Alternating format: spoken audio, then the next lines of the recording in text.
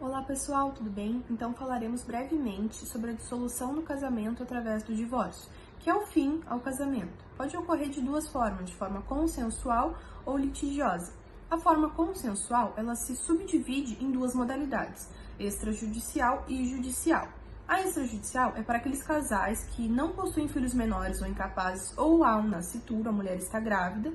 Então, para aqueles que não possuem, a melhor forma e mais rápida é via administrativa, a ser celebrada em um cartório de notas através de homologação de uma escritura pública, que deverá constar todos os termos previamente acordados pelo casal, como partilha de bens, uso do nome, pensão alimentícia, etc. É uma forma rápida, com maior celeridade, e observados por um advogado defensor, pode ocorrer de forma administrativa, sem haver a necessidade de uma ação judicial.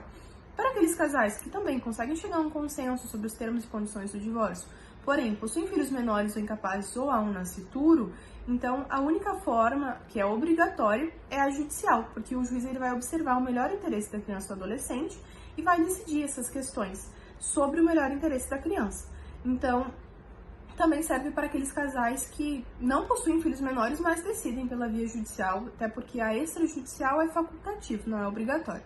E para aqueles casais que não conseguem chegar a um consenso sobre os termos do divórcio, é o juiz quem vai decretar. Não há que se falar aqui em não dar o divórcio e não concordar, por se tratar de um direito potestativo garantido pela Constituição Federal. Então, quando uma das partes não concorda, ou ambas as partes não concordam com os termos do divórcio, é o juiz quem vai decidir questões referentes à partilha de bens, pensão alimentícia, guarda dos filhos, visitas e etc. Então, veremos um pouco mais sobre essas modalidades durante a apresentação. A dissolução da união estável. Mas antes precisamos falar um pouco sobre os nomes. O STJ vem reiterando decisões de que a legislação aplicada para o uso do nome em casamentos deve ser utilizada de forma análoga para a união estável. Ou seja, casais que possuem a união estável podem adotar o nome de seus companheiros, desde que possuem a união estável expressa e a vontade do outro. A dissolução da união estável de forma consensual pode ser feita em cartório mesmo que não expressamente reconhecida, em casos onde o casal não possui filhos menores de idade ou incapazes. É feito um ato de dissolução de união estável, e eles concordam com a partilha de bens, futura pensão alimentícia e guarda dos filhos. A dissolução da união estável também pode ocorrer de forma litigiosa, em casos onde os casais possuem filhos menores de idade ou incapazes, e ou não concordam com a partilha de bens, guarda dos filhos e eventual pensão alimentícia. Dessa forma, fica o Poder Judiciário responsável por partilhar, estipular e aplicar as medidas cabíveis. Efeitos da dissolução da união estável. Diferentemente do casamento, quando você faz uma união estável, o seu status civil ele não altera, muito menos quando há a dissolução da união estável. Você permanece como solteiro. Se a união estável não seja reconhecida e estipulada a separação de bens, é adotado o regime parcial, segundo o artigo 1725 do Código Civil. Pode também, na dissolução da união estável, ser estabelecida uma pensão alimentícia para o companheiro que comprovar a necessidade de sobrevivência. Essa pensão alimentícia é desconfigurada caso o ex-companheiro estabeleça uma nova união estável ou casamento. Hoje nós vamos falar sobre a guarda dos filhos menores. A guarda, ela tem como finalidade identificar quem tem a companhia do filho diante da inexistência ou da dissolução da sociedade afetiva dos pais.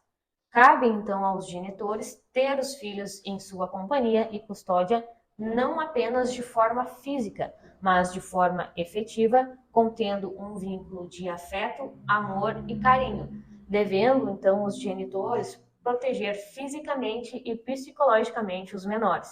A guarda está prevista na Lei 13.058 de 2014 e nos artigos 1583 e 1584 do Código Civil, e no artigo 33 do Estatuto da Criança e do Adolescente.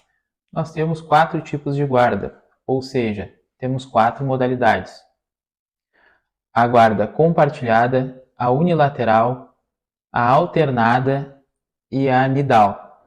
A guarda compartilhada e a unilateral estão elencadas no Código Civil. A guarda compartilhada é a mais utilizada. Ela é a guarda a qual ambos os genitores têm a guarda sobre a criança e o adolescente.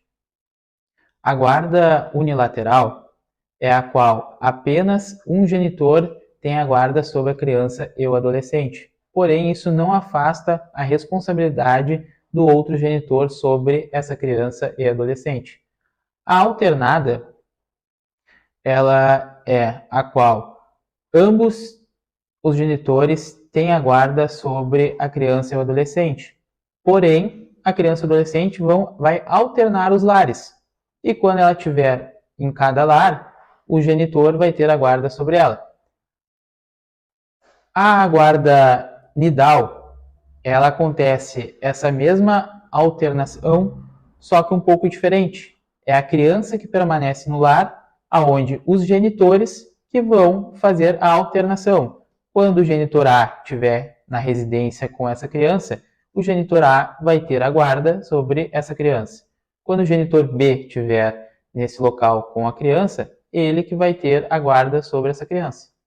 Então, pessoal, esse foi o conteúdo de hoje. Até uma próxima.